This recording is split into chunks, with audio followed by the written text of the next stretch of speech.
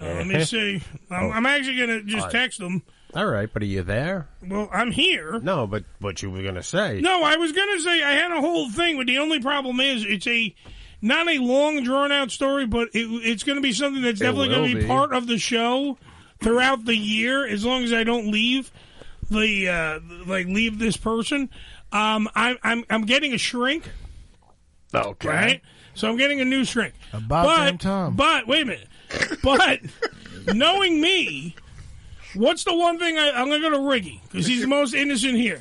Ricky, exactly. Ricky, what would be the one thing I'm looking for in a shrink? Big titties. There you go. Sorry, you didn't answer quick enough, Ricky. I'm sorry. Yeah. I guess John know you better. Exactly. I have now what we will affectionately refer to on this program, because I don't want to give out her name, Sexy Shrink. Yeah. And Sexy Shrink I'm telling you, I can't fucking wait to go to psychotherapy now. Like, legitimately, I am fucking stoked. But damn, Amanda broke it down like that, yeah? Can you introduce her? No, this is more than It's just one of my Amanda. fantasies. Well, that's what I'm saying. I can't wait. It was one of the fundamental, because somebody was going, well, you're going to be all distracted and you can't. No, that's going to make me go to and talk and be more open. You're trying to have the Tony Soprano fantasy. Yeah. No, Tony. Well, wait a minute. First off, Tony never got the fuck. Did he? I thought he did. He never fucked. No, he tried. He tried, but he never did. He wouldn't do it. And trust me, She wanted to fuck him, though. I'm going to try and never probably fuck my sexy shrink. However, never say never. I'm being realistic. All right, this woman is literally, she's gorgeous. I'll show you pictures. I don't know if she is married or was married. She has one of those two different names. Like Dr. Da-da-da, and then it's like Dr. Da-da, and not a hyphen, because hyphen usually means married. Like when you share, hyphen is usually there. Hey, Eddie, if I tell you my problems, could you tell her my problems? You want me? You're that cheap? Yeah. Hold on, the phone's ringing. Thank God somebody fucking cut you off. It's the Ham Radio Show. Who's this? Eddie. Hey. Hello, welcome to the show. Hey, Eddie, it's Ross. How are you? Hey, Ross, how are you, buddy? I couldn't hear you there for a second. The wind was blowing through your beautiful hair. I know. Thank you. Hold on, let me get Matt for you.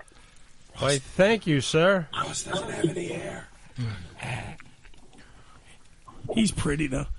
He's a good-looking man. Does a very good job. Hey, how are you? Is this Matt?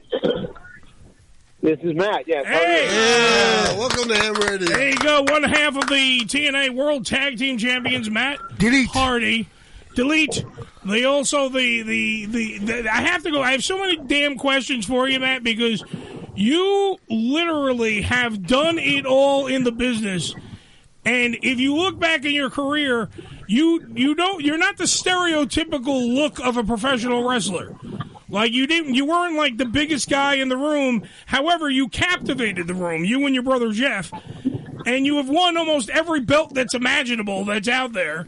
Now being the TNA World Tag Team Champions, and you're going to have a title defense over there at Genesis live on pay-per-view on the 19th. Quick question: When you were working in the way beginning of your career, when you were Surge, and you were doing all the other stuff with Omega and everything else, which, by the way, I think you now run Omega, but through everything else that you were doing, did you ever think that you would now be the grizzled veteran that you are? I could have never seen that coming. I could never have seen having 33 years of longevity in an industry that is so hard on your body and it beats you up so much, especially with the style that we were wrestling. As you said, being smaller guys, we were innovative and doing different things. So, no, I would not have. But I look back now and I feel very blessed to have been able to last for 33 years and still be performing on a pretty high level. Yeah, and you are still a major name because you are. I know they say other wrestlers are the reinvention and everything else. You went from being like just a guy wearing, tie-dye and kind of, bandanas and fringe and everything, then being maybe a vampire, maybe not, then being over here being this, that, and the other, and then you became a man from another world, a man from another dimension. Where did all these characters come up? Are they all what's in your brain? Yeah, from the deepest, darkest corners of my brain, I guess. You know, it's something. Once they decided they finally wanted to do something with it, so we're going to update our looks, and they told us to go out and get a new look. And we were with Michael Hayes. He was our mentor at that time. Yeah. We said, you know, maybe we should just do something because we got to get it quick, like the Freebirds. Get us some tight jeans, some big ass belt buckles, and cowboy boots. And, you know, Jeff and I said, how about we try and make it a little more 1999?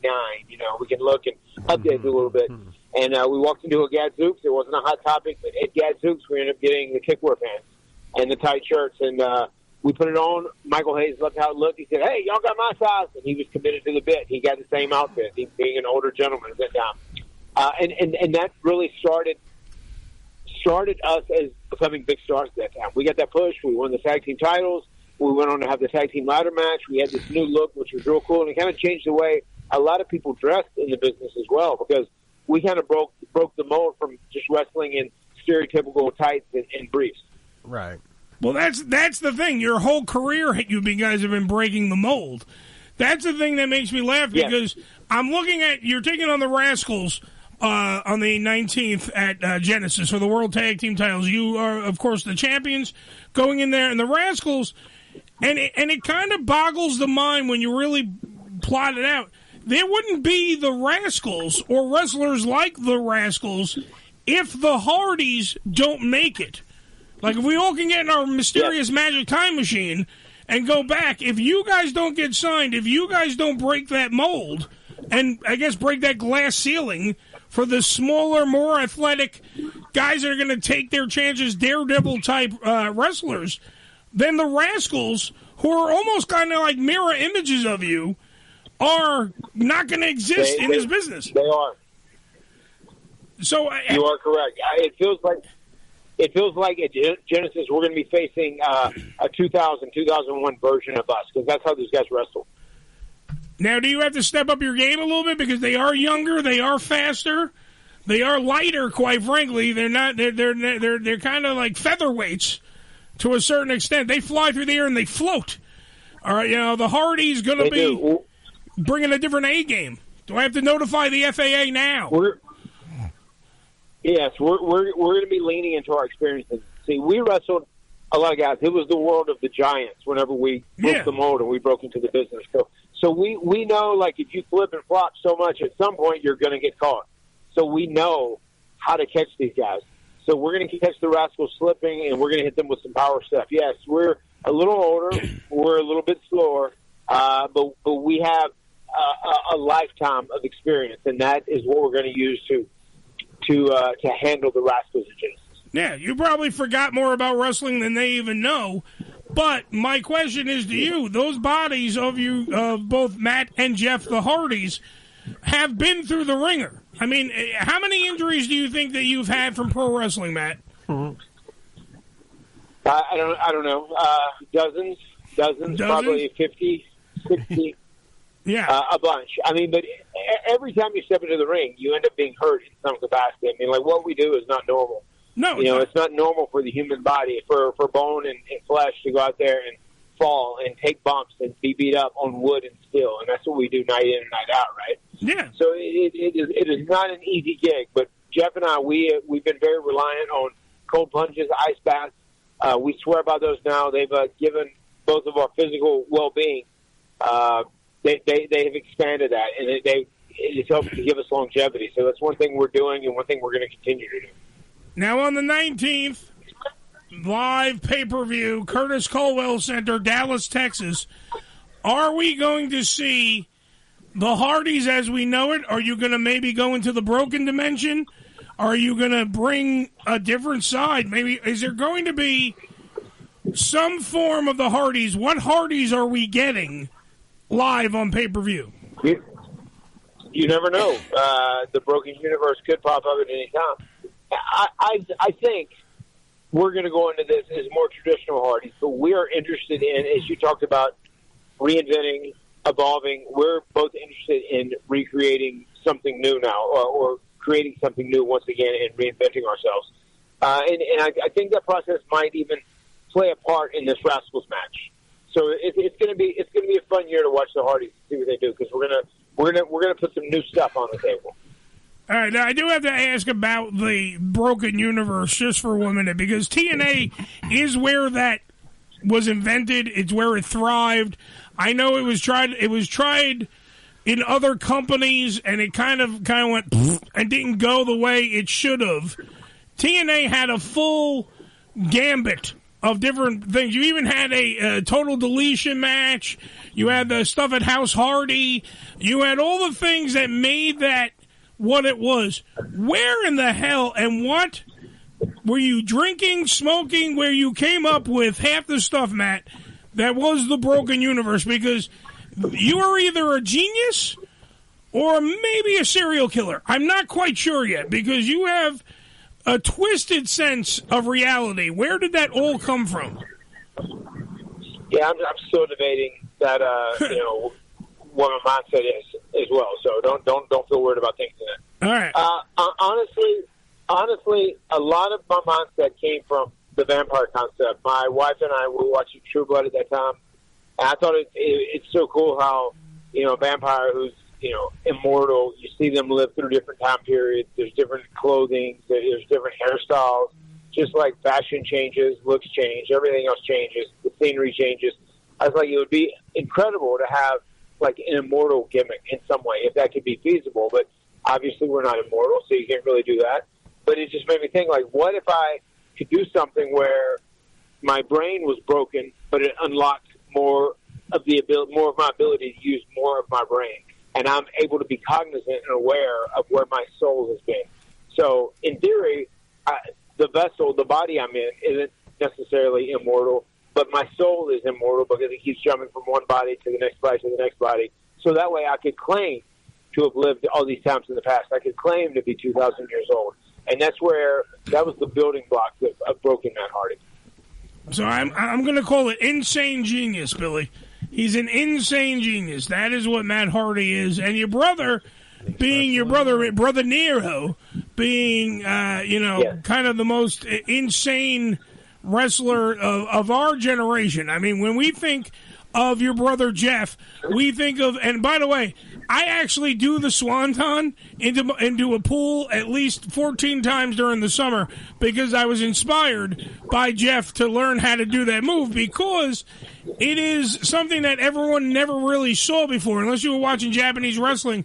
But really, he brought it into the mainstream market. He brought it out there the same way you brought even in that leg drop off the top rope and pointing to the heavens and everything else. Because you guys are so innovative, are you still coming up with new moves? Something to change the game again? Maybe we'll see something in Dallas. I don't know. That's why I'm asking. Is there some spot that you haven't tried yet that you guys want to try? Well, we just recently added something to our repertoire a few months back called the plot twist, which is a pretty neat move where Jeff starts in a twist of fate position, turns through, does a stunner, and the guy gets popped up into a rude awakening neckbreaker by me. And it's been a very innovative move, never been done before. That's something new that we've added to our arsenal, and that's going to be more of a finish going forward too as well. But yeah, we're definitely still innovating, we're still creating, we're still doing new stuff and adding new stuff to our arsenal. See, that's amazing to me. The longevity of your career, the excitement of your career, the innovative stuff that you guys have come up with. I mean, you had a whole bunch of kids after you started dressing the way you did with the Brood, ransacking a Hot Topic and just showing up to school wearing the tight T-shirts and the friggin' little armbands and doing their hair all gothic and everything else. You guys kind of changed the game in that respect. Now, by the way, everyone playing at home, Dallas, Texas, on the 19th at the Curtis Cutwell Center, Genesis live on pay-per-view. The Hardys defend their TNA World Tag Team titles against the Rascals. Now, Matt, since I got you here, I wanted to have you and Jeff. I know he's a little busy, but you can answer this question directly. I need to know, who haven't you guys taken on? Because you've taken on almost everybody in the business. Guys on the independents, guys in the mainstream. What's a tag team out there that you want to take on? We really have wrestled almost any premier tag team, any top tag team, any tag team that's been around for any regular amount of time over the course of the last 25 years. But one tag team that we have not wrestled that would be cool to do is the Motor City Machine Guns. We've never actually got to lock it up with those guys. All right, so, I mean, is there maybe some kind of... I know the WWE and TNA have been doing a little cross-pollination. Maybe there's a possibility that maybe that might happen. It would draw big numbers. It would put asses in the seats. It would definitely sell popcorn and peanuts at the pay-per-view. It would be a big thing. So definitely, I'd like to see that. Is there a tag team, by the way, that you don't want to face? Is there a tag team that you don't want to face? No. There's no one that I can think of that I don't want to face. We're always up for the challenge, regardless of how good they are or how difficult they could be. Jeff and I were always up for the challenge. All right, so now you are signed on for TNA because I want to see you when you guys bring Slammiversary to the New York area here. Are you guys going to stay with the company? I believe you just re-signed, but you signed a big contract?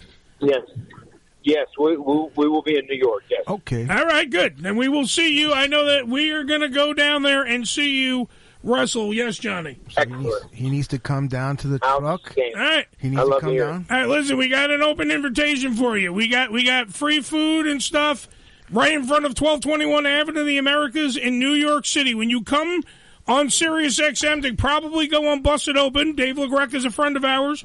When you go on there to promote the pay-per-view, come to the truck, come down, hang out. We'll give you some for you and Jeff.